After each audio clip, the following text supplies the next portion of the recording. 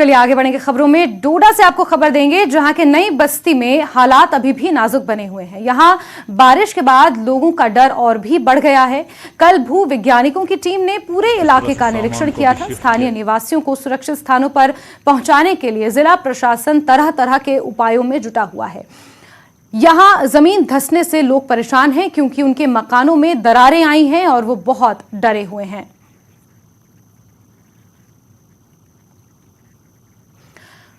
और सीधे रुख करते हैं फिरदौस का। हमारे सहयोगी डोडा से हमारे साथ जुड़े हुए हैं। फिरदौस, थाची में अभी हालात काफी तनावपूर्ण बने हुए हैं। मौके से फिलहाल क्या अपडेट्स मिल पाए हैं, क्योंकि बहुत से लोगों को शिफ्ट भी किया जा चुका है, और कितने लोग वहां पर अभी मौजूद हैं जिन्हें शिफ्ट होना बाकी है?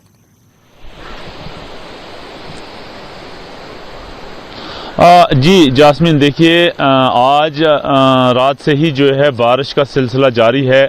तो बारिश जो ही शुरू हुई तो यहाँ लोगों में एक मतलब फिर जो है पैनिक शुरू हो गई, अफरा तफरी का माहौल फिर शुरू हो गया। क्योंकि कल जो है एक टीम जोलॉजिस्ट की टीम जिसमें जीएम भट्ट जो जम्मू यूनिवर्सिटी के सीनियर प्रोफेसर हैं उनकी टीम यहाँ आई।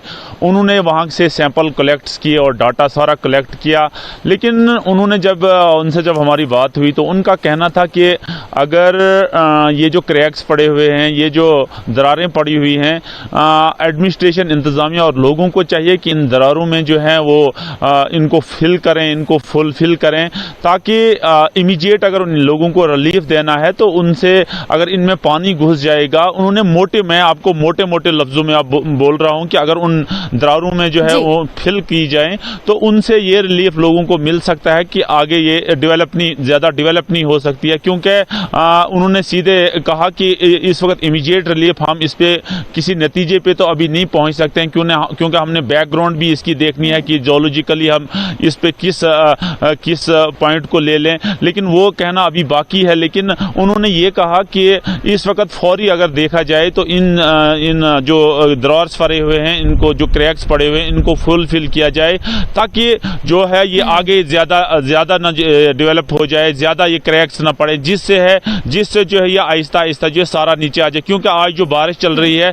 बारिश से लोगों में एक मतलब फिर पैनिक आ गई है कि कहीं और आपने देखा विजुअल्स में भी देखा कि आज जो है जिन लोगों को ये उम्मीद थी कि हमारे मकान मत कहीं बच जाएं, लेकिन आज जब बारिश का सिलसिला शुरू हुआ तो आप देख रहे हो जो विंडोज हैं, जो दरवाजे हैं, जो इंपॉर्टेंट इक्विपमेंट्स उनके घर में थे, वो सारे जो है अब लेना उनने वहां से शुरू किए हैं। और बड़ा इस वक्त लोगों में पैनिक है। और सबसे बड़ी बात यह है कि जिन लोगों को शिफ्ट किया गया है क्वार्टर्स में, इस वक्त आप देखिए हमारे पीछे भी आप देख रहे हैं कि कितना टेम्परेचर जो है, सब 0 टेम्परेचर यहाँ है। लेकिन और ऊपर से मौसम भी खराब है, बारिश, और ऊपर जो मैदानी इलाके हैं, जो ऊपर पहाड़ी इलाके हैं, उनमें बारिश बर्फ चल रही है। तो ये बड़ा पैनिक इस वक्त यहाँ माहौल चल रहा है। जी जास्मीन। बिल्कुल बिल्कुल फिरदौस, अपने खुद के घर का कंफर्ट छोड़ के किसी दूसरी जगह शिफ्ट होना, और वो भी ऐसे सर्द मौसम में, लोगों के ऊपर क्या बीत रही होगी ये समझा जा सकता है। साथ ही फिरदौस, अगर थोड़ा सा पीछे चलें और इस घटना को देखें तो पहली दरार दिसंबर के महीने में यहां पर देखने को मिली थी। प्रशासन को अवगत भी करवा दिया गया था उस दौरान। उसके बाद लोगों में तभी से पैनिक बरकरार है। लेकिन प्रशासन की तरफ से क्या कुछ कदम उस वक्त उठाए गए थे, उसके ऊपर भी जरा जानकारी दीजिए। और अभी प्रशासन की तरफ से क्या कुछ कदम उठाए जा रहे हैं, सिर्फ दरारों को भरने और लोगों को शिफ्ट करने के अलावा किस तरीके से यहाँ पर स्टडी कंडक्ट की जा रही है ताकि आगे आने वाले समय के लिए लोगों के लिए ये सेफ जोन बना रहे, और अगर सेफ जोन नहीं है तो लोगों को ये इल्तला किया जाए कि आप यहाँ से शिफ्ट हो जाएं और अपना घर गृहस्थी लेकर कहीं और शिफ्ट कर जाएं?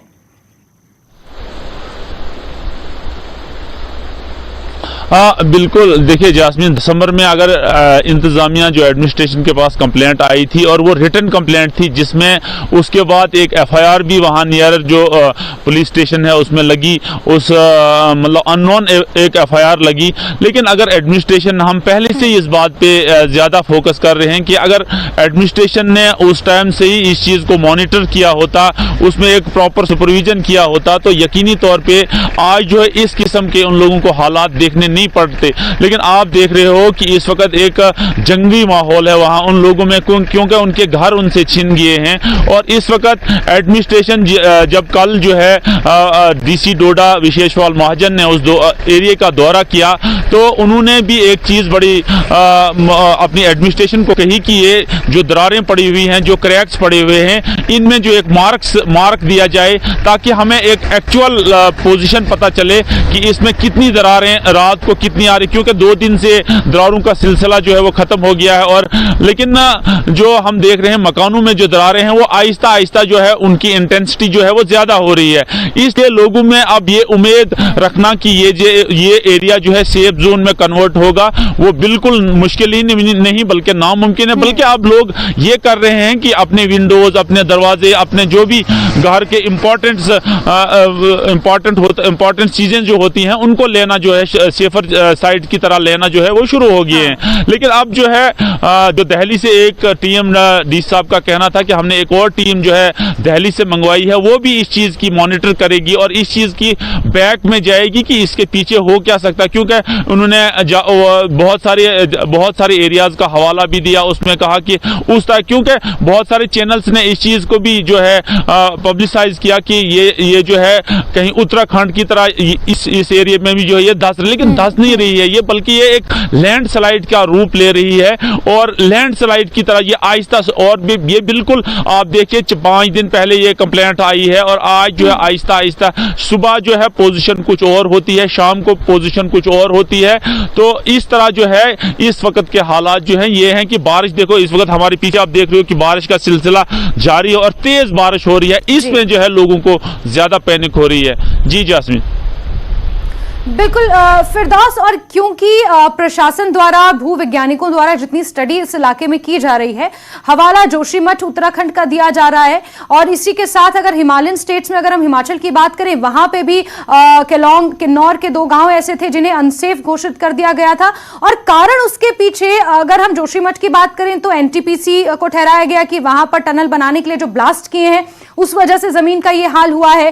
फिर हिमाचल में जो बांध विद्युत योजनाएं जो चलाई जा रही थी उसके पीछे ये कारण बताया जा रहा है कि उस वजह से वहां पर जो कुछ गांवों को खाली करवाया गया और उन्हें अनसेफ घोषित किया गया, ये कारण था। अगर हम यहां पर डोडा और ठाठरी की बात करें तो चिनाब नदी पर जिस तरीके से प्रोजेक्ट्स चलाए जा रहे हैं, 3 विद्युत योजनाएं वहां पर चल रही हैं, अनकंट्रोलेबल जिस तरीके से डेवलपमेंट हो रही है, नेशनल हाईवेज बनाने के लिए टनल वहां पर बनाई जा रही है, तो इसको लेकर भी अब सवाल उठ रहे हैं कि जो ये अनकंट्रोल्ड डेवलपमेंट यहां पर हो रही है, अनप्लान्ड डेवलपमेंट यहां पर की जा रही है without doing the study of the area, उसकी टोपोग्राफी को पढ़ने के बिना जो यहां पर ये डेवलपमेंट हो रही है, शायद ये भी कहीं ना कहीं एक कारण हो। इस पहलू से भी जांच हो रही है।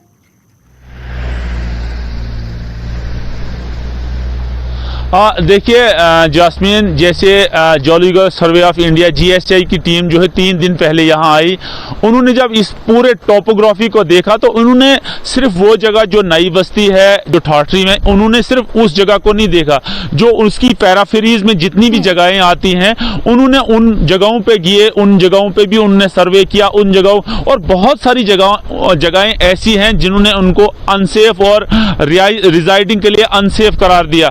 क्योंकि उन्होंने कहा कि ये जो एरिया, इसमें जो बस्तियां हैं, इसमें जो लोग रिहाइश करते हैं वो ऊपर वाले एरिया में है, मतलब एक्सटीरियर एरिया में है, और जो इन्होंने मशीनें लगाई हुई हैं, जो इन्होंने जेसीपीज लगाई हुई हैं, वो नीचे वाले एरिया में, इंटीरियर एरिया में लगाई हुई हैं।